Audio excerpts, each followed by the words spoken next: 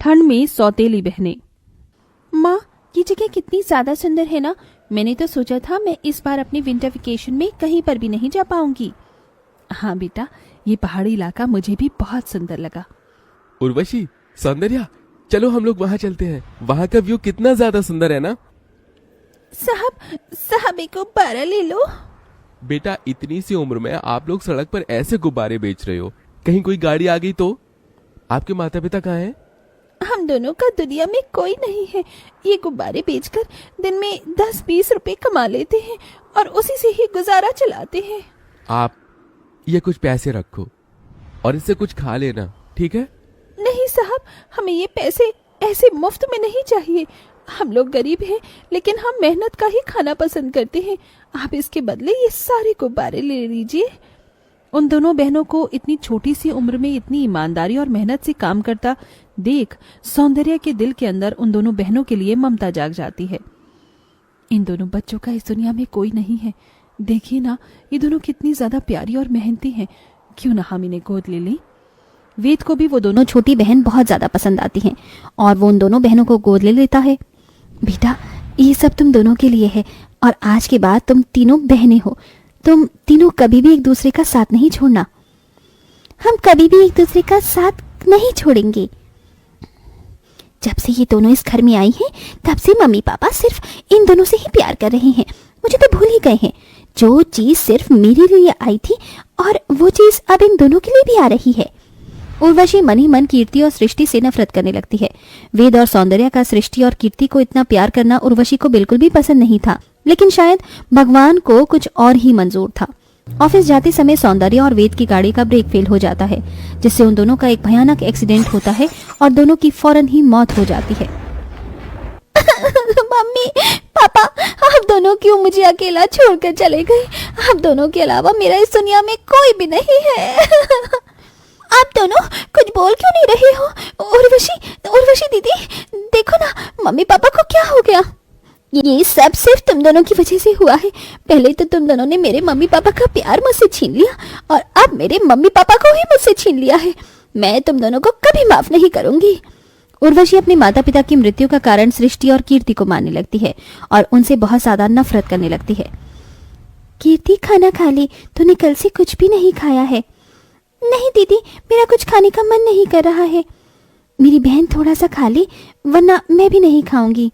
अपनी बहन के कहने पर कीर्ति जैसे ही निवाला उठाकर खाने लगती है, वहां उर्वशी आ जाती है और खाने की प्लेट छीनकर जमीन पर फेंक देती है।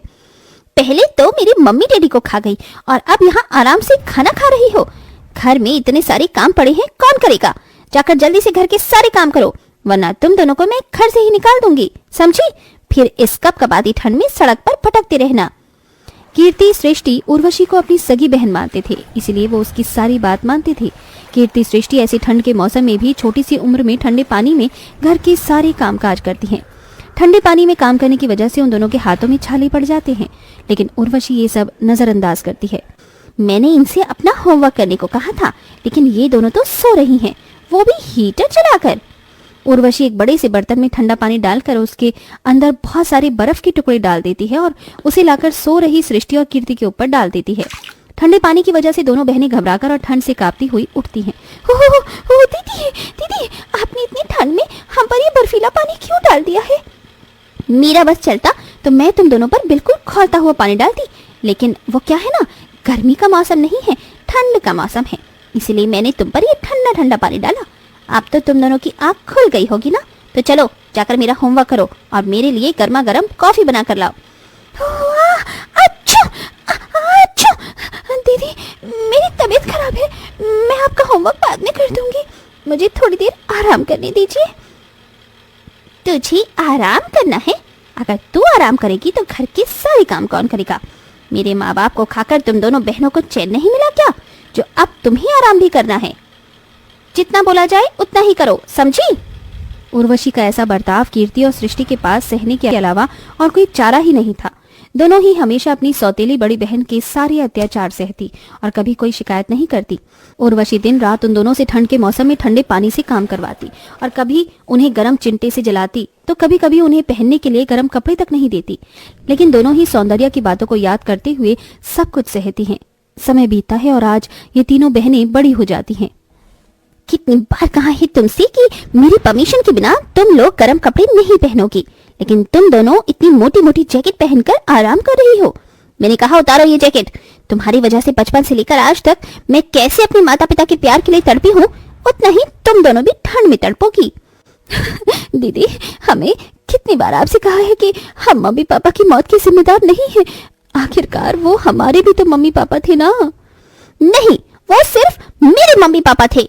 मैं उनकी सगी बेटी हूँ, ना कि तुम। उर्वशी अपनी दोनों सौतेली बहनों पर चिल्ला ही रही होती है कि तभी वहाँ उर्वशी के मामा मामी ओम प्रकाश और जूही आते हैं। उर्वशी बेटा, कैसे हो तुम? मामा मामी, आप दोनों यहाँ? आप दोनों ने मुझे बताया क्यों नहीं कि आप आ रहे हैं? अगर हम तुम्हें बताती तो हम तुम्हें सरप्राइज कैसे देते?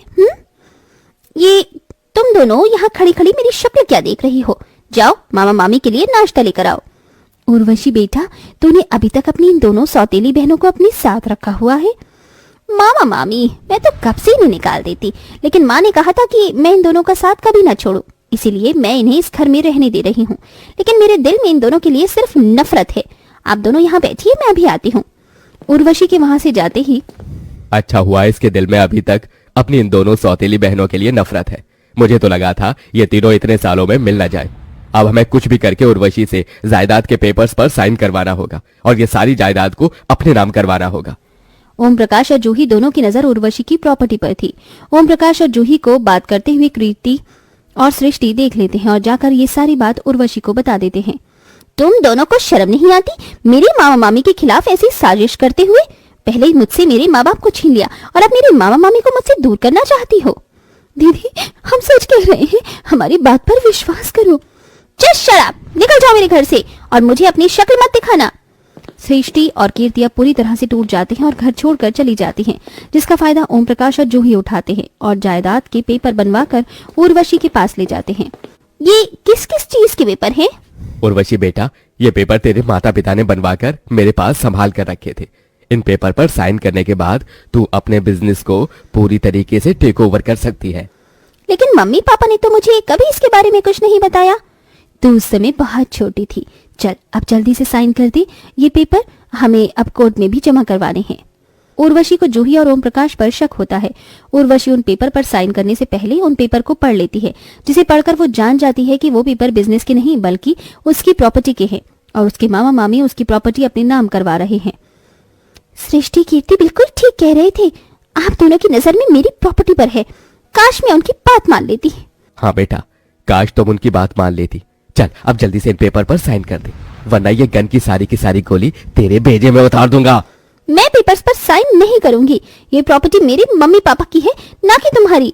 उर्वशी के साइन न करने पर उसके मामा मामी उसके साथ जबरदस्ती करने लगते हैं कि तभी सृष्टि और कीर्ति वहां पुलिस के साथ अचानक आ जाती हैं।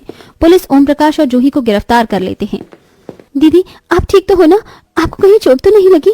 कीर्ति, सृष्टि, मैं ठीक हूँ, लेकिन तुम दोनों तो घर छोड़कर चली गई थी ना? हाँ दीदी, लेकिन हम आपको ऐसी हालत में अकेला नहीं छोड़ सकते थे, इसीलिए हम पुलिस के पास गए और हमने उन्हें सब बता दिया और हम लोग सही समय पर यहाँ पुलिस के साथ पहुंच गए। अब आप इस घर में आराम से रह सकती हो। अब हम आपको कभी अपनी शक्ल नहीं दिखाएंगे। सृष्टि, कीर्ति, रुक जाओ। अगर तुम दोनों चली गई तो हमेशा के लिए घर में मैं अकेली रहकर क्या करूंगी? मुझे माफ कर दो। बचपन से लेकर बड़े होने तक तुम दोनों के साथ बहुत बुरा किया है मैंने।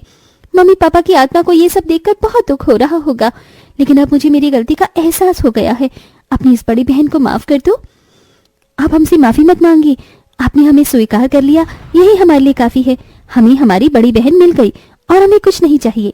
उर्वशी अपनी दोनों बहनों को गले से लगा लेती है, जिसके बाद अब तीनों बहनें प्यार मोहब्बत से एक साथ खुशी खुशी रहती हैं।